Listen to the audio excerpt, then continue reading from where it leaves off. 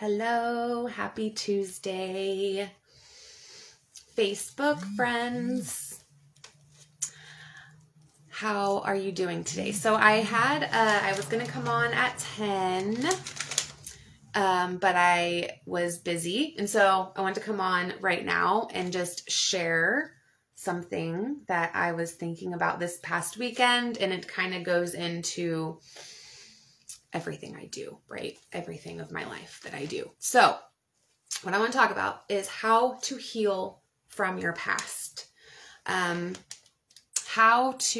what I mean is how you know that you're still holding on to something in the past, or you're holding grudges or resentment or whatever it is that you're holding on to, that it has power over you.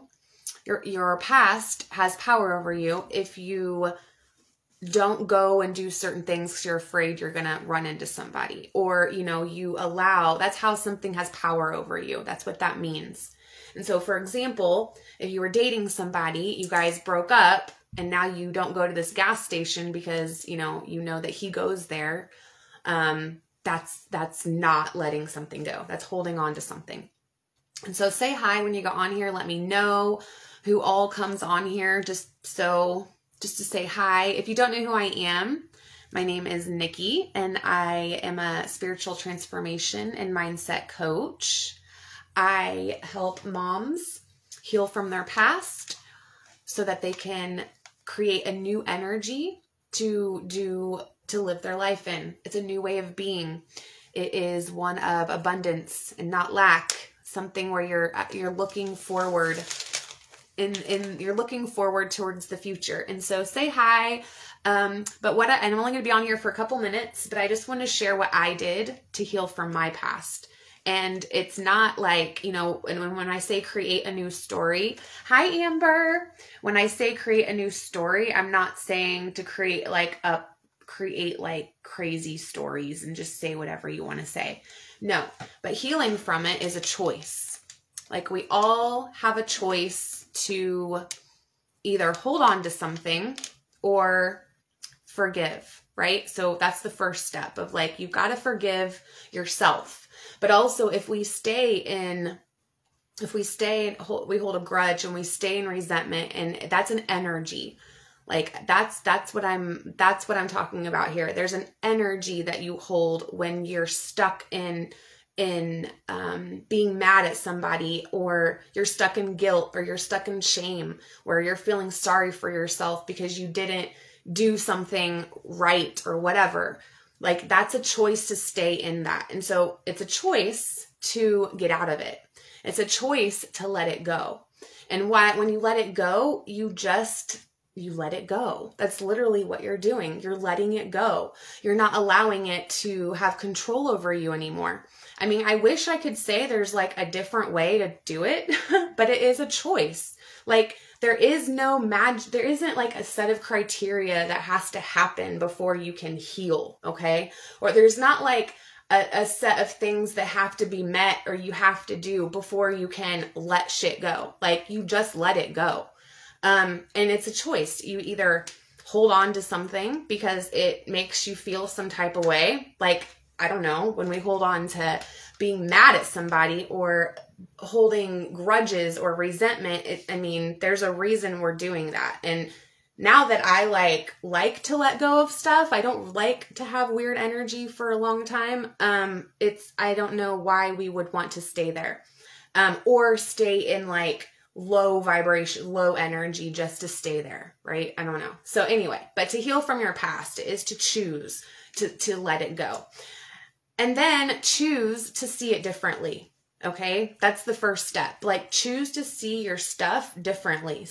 Look for the lesson, look for your part in it, take responsibility, but don't take more, take the responsibility of what your part was, but that's it. It doesn't have to be more than that. Things don't have to be more than what they are. Or we're all just living, our lives, right? And so, but holding on to something is you're wanting life to stay feeling that way. Hi, Darla. So to heal from your past is to choose to do it, okay? But also to step back. So 1, choose. 2, step back and look at it in a different situation, like a different light, okay? And maybe you talk to your friends, vent about it, whatever. But having healthy conflict is actually, like, having conflict isn't bad, but it's what you do with it, and then it's what you don't walk away. If you don't walk away with learning something more about yourself at that time, then you haven't learned anything. It's also another way that I knew that I had healed from a lot of my past, like, stories of my past, was when someone would try to throw something in my face and I'd be like, yeah, I did that. Yep, I did that. Like, one of my specific, like, instead of me being defensive, I was just like, yep, I did that. That was a beautiful time of my life. I can't think of an example right now all the way, but I just know that when my past was thrown in my face, it didn't get defensive about it. So that's how you know you've healed. Also, or when your past doesn't have a power over you. There we go. It doesn't have the story. It's even just a story. If you think about it, like, it's just, our past is they're just stories that we've played on repeat of what we saw that it happened. And then the aftermath, how we felt after that, right? Those are just stories, because it's not reality anymore. It's not here. The present time is the only time, like, that is the real, that's reality, not the past, not the future. It's right here. And so how do you want to show up right here? How do you want to feel every day? That is how the healing starts, okay? Instead of being stuck in the past and holding grudges and stories around things that make you feel bad, why wouldn't you want to create new stories that help you feel better and know that you were doing the best that you could with what you had? And then moving forward, it's like one step in front of the other and staying present. And so this is why in my work and my coaching, it's all about staying present, getting present, mindfulness, doing whatever in the moment, getting present right here, not in the past or the future. And so again, it's a choice. It all comes down to choice. That's why that's one of my 2022 words is choice, because we always have a choice to either feel good or feel bad. And so healing from the past, and then whatever the second part was, like, I'm getting ready to go on a call in like 2 minutes.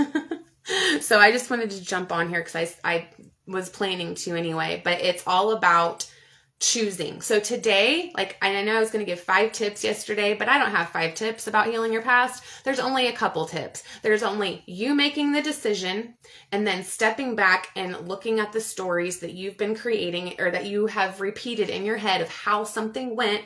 You know, this person's bad and they did this to me. Okay, well, you can choose to forgive. And here's another reason why you want to forgive. And is because, do you know it takes a lot more energy to hate and be mad at somebody than it does to just love them? Like, you don't have to love them, you can just forgive them, and because then they have power over you. When you're mad at somebody and you're angry and they have power over you because they have an effect on how you feel. So anything that has an effect on how you show up in your day. So for example, if I don't show up and do a live because I am depressed or whatever I am feeling, then that depression and those stories in my head have power over me. Okay, they dictate what you do and don't do in your life if you choose that. So just remember, you have a choice. You can choose to heal from your past. You don't have to let it determine like your future anymore. And you can choose to see things differently. It's all a choice. Okay. And so I know there's a lot more that I could say about this, but I have to get off here. I have a meeting. And so if you guys would like to do more work around this or create more empowering stories, and they're not new stories, they're the same stories that you've always had, but they're told in a different way, and you see them from a different perspective, and you take the lessons and then you move on. And then you get to have that story as an example when you are leading other people like I am right now, right? So when you choose to step out of your victimhood, and that's where we're at, when we're stuck in a story, we're a victim. When we're mad at somebody, we're a victim. like, shame on them. How could they do that to, or whatever, right? But we all have so to step out of that, not saying being a victim is bad. You also have to change around your story around that. Like, just because, we're all a victim sometimes. It's okay. It's not bad. It's not bad to feel guilt. It's not bad to feel shameful. So that's another thing. Change your story around how you feel about feeling guilty. Change your story around shame. It's not bad to feel bad. Okay? So let's just call that out. It's not bad to feel bad. It's called healing, and it's good, and you're supposed to feel, and you're supposed to do these things. So anyway, all right, I gotta go. I'll be on later with some more tips, but just choose to feel better today. Okay? Love you guys. Bye.